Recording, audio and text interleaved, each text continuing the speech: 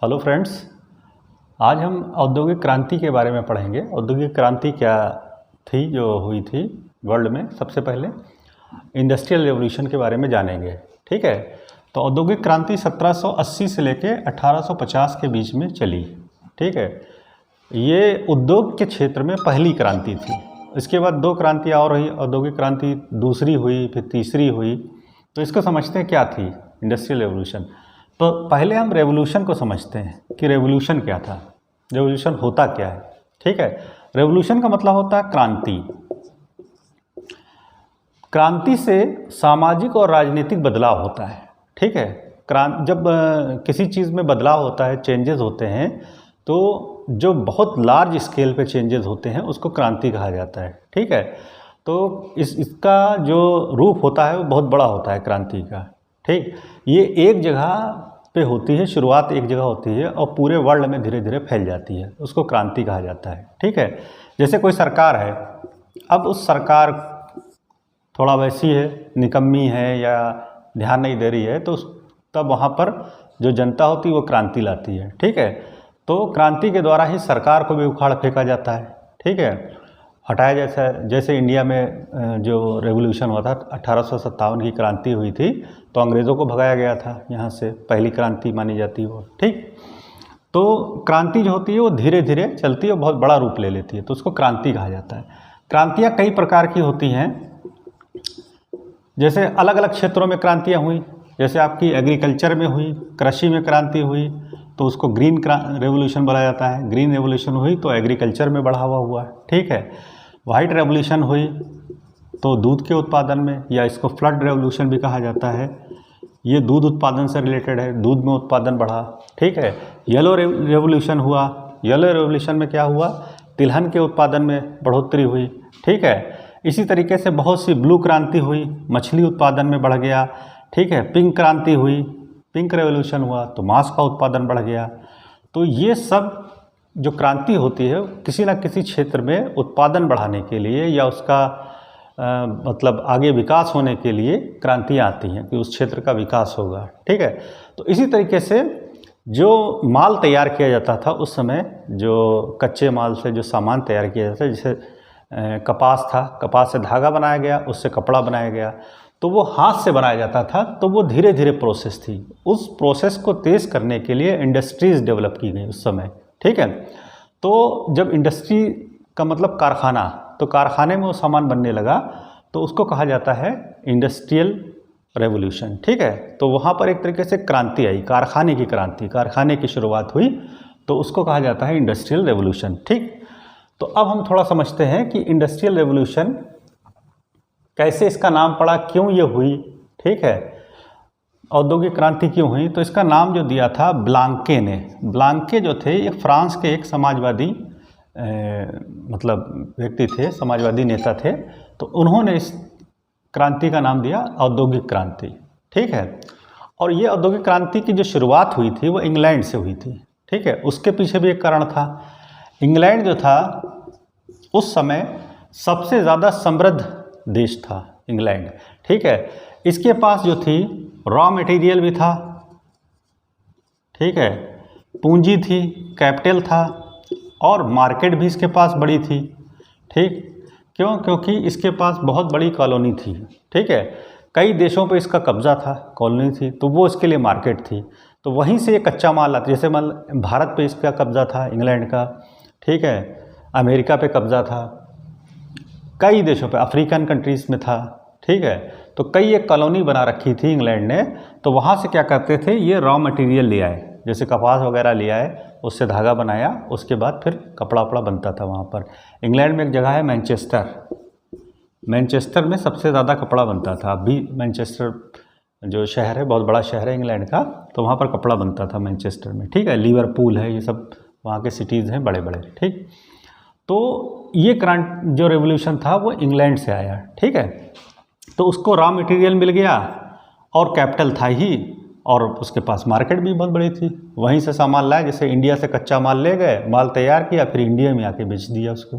ठीक है, अच्छा, दूसरी चीज़, इनके पास नेवी थी अच्छी, जो शिप्स वगैरह थे इनके बहुत अच्छे थे, इनकी सेना, नौसेना जो थी बड़ी थी। ठीक है, और जो इसकी लोकेशन है इंग्लैंड की, जो यूरोपियन कंट्री है इंग्लैंड, उसकी लोकेशन जो है वो बहुत अच्छी है, अभी भी सबसे अच्छी है। क्यों? क्योंकि ये जैसे इंग्लैंड है, यूके, इसके चारों तरफ समुद्र है, ठीक है। तो जो समुद्र है, सी, वो इंग्लैंड का कोई भी बड़ा शहर है उससे मैक्सिमम 200 किलोमीटर दूरी पर है, ठीक है। तो कहीं भी पूरी दुनिया में सामान ले जाना हो तो समुद्री रास्ते से ले जा सकते हैं, ठीक है। ये इसकी लोकेशन बहुत अच्छी है इंग्लैंड की, ठीक है। और इसके यहाँ चूँकि राजनीतिक स्थिरता थी, सरकार स्थिर थी, पूंजीवादी लोग थे जो कि इनोवेटिव सोच वाले थे कि हमको कुछ करना है, आगे बढ़ना है, कुछ कमाना है, ठीक है, पैसा ज़्यादा से ज़्यादा कमाना है, पूंजी इकट्ठा करनी है, ठीक है। तो इस वजह से ये क्रांति इंग्लैंड से ही आई, इंग्लैंड से स्टार्ट हुई। इंडस्ट्रियल रेवोल्यूशन इंग्लैंड में ही हुई पहले, ठीक है। तो वहाँ पर क्या हुआ, जब लोग पब्लिक ज़्यादा थी, जनता थी और घरों में छोटा छोटा काम करते थे तो उनको इकट्ठा किया गया, तो छोटी छोटी फैक्ट्रियाँ लगाई गई, ठीक है। तो रेवोल्यूशन वहीं से फिर आई, ठीक है, इंग्लैंड से ही स्टार्ट हुई, ठीक है। तो अब देखते हैं हम कि रेवोल्यूशन के कारण क्या थे, कॉजेज़ क्या थे। जो इंडस्ट्रियल रेवोल्यूशन इंग्लैंड में हुई तो उसके कॉजेज़ क्या थे, कारण क्या थे। तो पहला कारण था न्यू साइंटिफिक डिस्कवरीज। उस समय कई एक साइंटिफिक खोजें हुई, जैसे बेतार के तार जिसको बोला जाता है, टेलीफोन वगैरह खोजा गया, भाप का इंजन खोजा गया, उस समय इंजन की शुरुआत हुई, है ना। कई एक जो से इंडस्ट्री में जो जो चीज़ें लगती हैं, मशीनरी, वो खोजी गई। तो साइंटिफिक खोजें जो थी उस समय हुई काफ़ी, तो उसकी वजह से इंडस्ट्री डेवलप हुई, ठीक है। दूसरा कारण था lack of work opportunity in rural area, ठीक है। जो ग्रामीण क्षेत्र था वहाँ पर काम की कमी थी, ठीक है, वहाँ पर मतलब रोज़गार नहीं था, तो लोग थे उससे फिर शहर में आए, ठीक है। तो उससे इंडस्ट्री डेवलप होने लगी, तो उनको आदमी भी मिल गए इंडस्ट्री में काम करने के लिए। जो ग्रामीण क्षेत्र के लोग थे वो शहरों में आ गए और शहर बड़े हो गए, तो फैक्ट्रियों में काम करने के लिए आदमी मिल गए। क्यों? क्योंकि रूरल में काम करने के लिए ज़्यादा कोई संसाधन ही नहीं था, ठीक है। तीसरा कारण था surplus capital for industries. Capital जो था वो इंग्लैंड के पास काफ़ी था, यानी पूंजी उसके पास थी, पूंजीवादी लोग थे वहाँ पर, ठीक है। काफ़ी बिजनेस, बड़े बड़े इंडस्ट्रियस जो बोले जाते हैं इंडस्ट्रियलिस्ट, वो उस समय वहाँ पर थे उनके पास। तो पूंजी की अधिकता थी तो उन्होंने उस पर फैक्ट्री में लगा दिया अपना पैसा, ठीक है, ताकि ज़्यादा से ज़्यादा माल तैयार हो और ज़्यादा से ज़्यादा कमाई करें, ठीक है। कच्चा माल लिया, बाहर से लाए और तैयार किया, फिर बाहर ही बेच दिया मार्केट में, ठीक। लेबर सस्ता था क्योंकि गांव में काम नहीं था, लोग शहर में आए काम करने के लिए, तो सस्ता लेबर उनको मिल गया था, चीप लेबर था उस समय, ठीक। ट्रांसपोर्टेशन की व्यवस्था थी, रेल इंजन खोज लिया गया था। भाप का इंजन जो था जेम्स वाट ने उस समय खोजा था, तो वो इंजन जो था वो पानी के जहाज़ में भी लगाने लगे, तो जहाज़ की स्पीड बढ़ गई, तो उससे सामान जाने लगा जल्दी। फिर रेलवे भी बिछाई गई, रेल बनी, तो उससे भी ट्रांसपोर्टेशन आसान हो गया, सामान एक जगह से दूसरी जगह जाने लगा, दूसरे देशों में जाने लगा, तो बिकने लगा उनका सामान। ट्रांसपोर्टेशन भी एक कारण था। अच्छा, उस समय कोल और आयरन इसके भंडार थे, कोयले और लोहे के भंडार इंग्लैंड में थे। अच्छा, किसी भी इंडस्ट्री को चलाने के लिए लोहा और कोयले की ज़रूरत पड़ती है, ठीक है, मेनली, ठीक। लोहे से बनता है आपका पुर्जे उर्जे, जो औजार होते हैं वो बनते हैं, और कोयले से भट्टी जलाई जाती है, उसी से बनाया जाता है। तो ये भंडार थे इंग्लैंड में, ठीक है। और इलेक्ट्रिसिटी चीप थी, क्योंकि इलेक्ट्रिसिटी खोजी गई तो चीप इलेक्ट्रिसिटी थी उस समय। हाँ, तो ये तो कारण थे इंडस्ट्रियल रेवोल्यूशन के। अब इम्पैक्ट क्या हुआ, इंडस्ट्रियल रेवोल्यूशन का इम्पैक्ट क्या हुआ, तो जो फ्यूडलिज्म चल रहा था वहाँ पर इंग्लैंड में, यूरोपियन कंट्रीज़ में, सामंतवाद वो ख़त्म हुआ, सामंतवादी व्यवस्था ख़त्म हो गई, और इमरजेंस ऑफ कैपिटल का उभार हुआ, यानी जो है पूंजी बढ़ी, वहाँ की पूंजी जो थी, पूंजी बढ़ गई काफ़ी, कैपिटल बढ़ गया, ठीक है। दूसरा जो इम्पैक्ट हुआ, राइज ऑफ मिडिल क्लास जो था उसका उदय हुआ वहाँ पर। इससे पहले क्या था, वहाँ पर बहुत अमीर लोग थे और गरीब लोग थे, दो ही क्लास थे, एक अपर क्लास, एक सबसे लोअर क्लास, मिडिल क्लास नहीं था। तो इंडस्ट्रियल रेवोल्यूशन के बाद मिडिल क्लास वहाँ पर उभरा, उसका राइज हुआ मिडिल क्लास का, ठीक है। तीसरा इम्पैक्ट हुआ establishment of new towns and cities.